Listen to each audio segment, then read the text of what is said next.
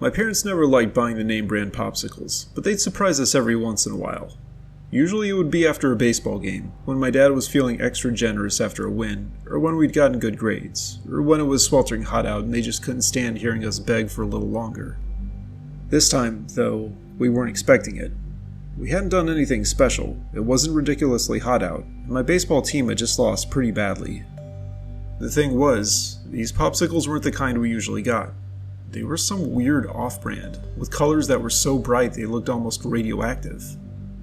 My favorite was blue raspberry, so I grabbed the bright blue one, while my sister picked the orange and my little brother chose green. We ran outside to eat them on the porch swing, the plastic wrappers crinkling in our hands as we peeled them open. The first bite was a shock. It was so cold it felt like my teeth were going to crack. The flavor was way too intense. It tasted like a whole bag of blue raspberry. Or maybe Jolly Ranchers melted into one popsicle. I made a face, but kept licking at it. By the third or fourth bite, the coldness had faded, and I started to get used to the flavor. It was actually pretty good. I noticed my sister and brother were wolfing theirs down, too. "Wow, Mom, these are amazing," I called out. She was inside washing dishes, but she waved and smiled. We went back to eating our popsicles, swinging gently and enjoying the late afternoon sun. But after a few minutes, I started to feel strange. My stomach was doing flips, and my head felt fuzzy. I looked at my sister and brother, and they were looking pale and sweaty. They were staring down at their popsicles with wide eyes, like they were seeing something terrifying. I took another bite, and that's when I saw it too. The popsicles were glowing. Not just a faint glow, but a bright, pulsing light that seemed to come from deep within the ice. And worse, they were moving? Slowly, the popsicles were melting and oozing down our hands, forming into long, slimy tentacles that wrapped around our wrists and ankles. We screamed and tried to pull away, but the tentacles held us tight. They were cold and sticky, and they smelled like rotting fruit.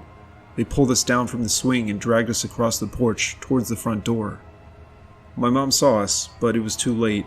The tentacles were too strong. They yanked us into the house, past my mom's horrified face, and down into the basement. We cried and begged for help, but no one could hear us. The popsicles had won. They dragged us down to the very bottom of the basement, where it was dark and cold. The tentacles slithered over our bodies, leaving a trail of sticky residue. We struggled and fought, but it was no use. The popsicles were too powerful. They pulled us close, their glowing eyes staring down at us, and then they opened their mouths, revealing rows of sharp, icy teeth. We screamed one last time before the popsicles consumed us, their cold, slimy bodies enveloping us in darkness. The Popsicle Factory was a place of sugary dreams and frozen delights. At least, that's what the cheery commercials claimed. As a line worker, I knew the truth was a bit more viscous. The vats of vibrant goo, bubbling with artificial flavors, were the heart of the operation. One wrong move, and you could end up scalded, or worse, coated in a sticky, saccharine prison. It was during the graveyard shift, the witching hour when the factory hummed with an eerie energy, that things took a sinister turn. I was monitoring vat number 9, the notorious blue raspberry blast, when I noticed a strange anomaly. The usually smooth surface of the goo was rippling, as if something was struggling beneath. Curiosity, or perhaps a morbid fascination, led me closer. The ripples intensified, and with a sickening gurgle, a hand erupted from the depths. It was definitely a human hand, pale and wrinkled, clutching a half-melted popsicle stick. My scream echoed through the cavernous factory, a desperate plea for help swallowed by the relentless whirring of machinery.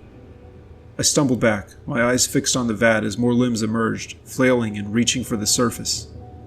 The vat was alive, a grotesque birth canal spewing forth a monstrous creation.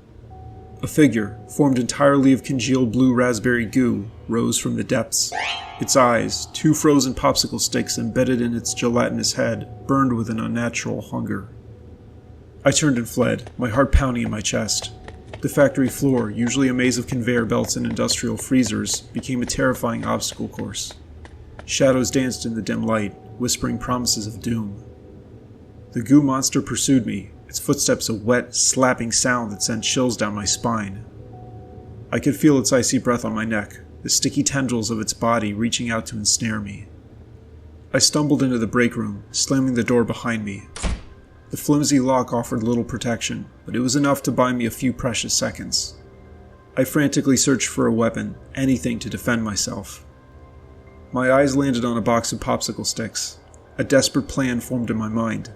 I grabbed a handful, sharpened them against the metal table, and braced myself for the inevitable.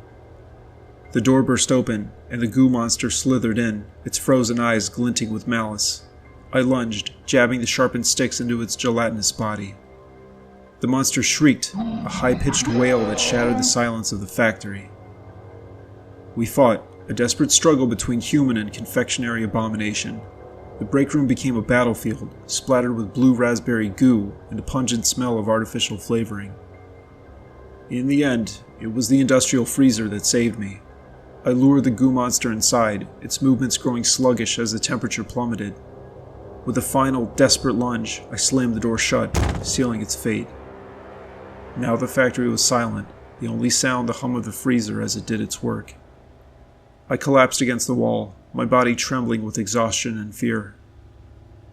I never returned to the popsicle factory, the memory of that night forever etched in my mind. And, to this day, I cannot look at a popsicle without feeling a shiver of dread, a reminder of the horrors that lurk beneath the sugary surface. The popsicle lay forgotten on the counter, its cherry red hue a vibrant beacon in the otherwise drab break room of the factory. I was working the night shift, the monotony broken only by the rhythmic hum of the machinery and the occasional drip from a leaky pipe. The popsicle, however, was not content with its fate. As I slumped in my chair, the exhaustion of the long hours weighing heavily on my eyelids, I noticed a subtle shift. The popsicle was melting, but not in the usual way. The melted goo didn't pool on the counter.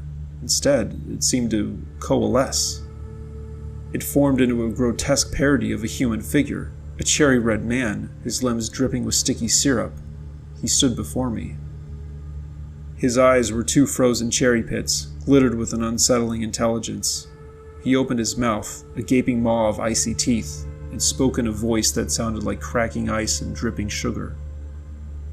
"You will help me," he rasped, his words sending chills down my spine. "We have a mission." I stumbled back, knocking over my chair in my haste to escape. The popsicle man followed, his movements surprisingly agile for a being made of frozen sugar water. He glided across the floor, leaving a trail of sticky residue in his wake. I ran through the factory, my heart pounding in my chest. The familiar machinery, once a source of comfort, now seemed menacing. Long shadows were being cast in the dim light. The popsicle man was relentless, his chilling laughter echoing through the corridors. He cornered me in the freezer room, the air thick with the scent of artificial cherry and the hum of refrigerator units. He raised his arm, a razor-sharp popsicle stick protruding from his hand, and lunged. I ducked, the stick narrowly missing my throat. We grappled, and our bodies slipped and slid on the icy floor. In a desperate move, I grabbed a nearby bag of rock salt and hurled it at the popsicle man. The salt struck his chest, sizzling and melting his sugary flesh.